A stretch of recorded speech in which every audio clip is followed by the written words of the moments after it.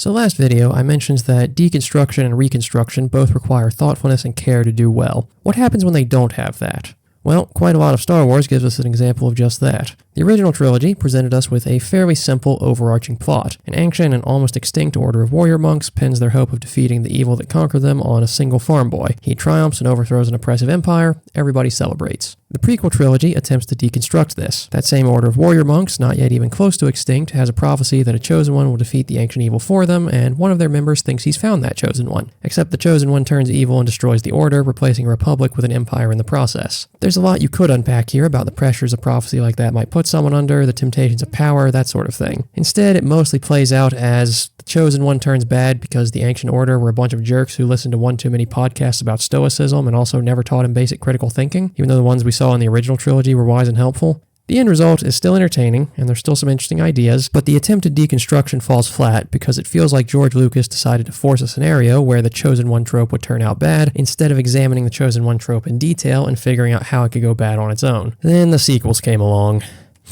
Force Awakens tried to bring back all the classic feel of Star Wars, Empire versus Rebels, hardly any Jedi left, etc. But there's basically no effort put into thinking through how you might get back to there from the end of Luke's story, so it just feels hollow. Last Jedi tries to deconstruct Force Awakens, but that mostly amounts to pointing out that, hey, this movie doesn't have any ideas of its own, and also completely changing Luke's character into something it can deconstruct. Oh, and Rise of Skywalker doesn't really have any goal at all. In every case, the deconstruction and or reconstruction falls flat because it's poorly thought out and doesn't quite mesh with what it was trying to deconstruct.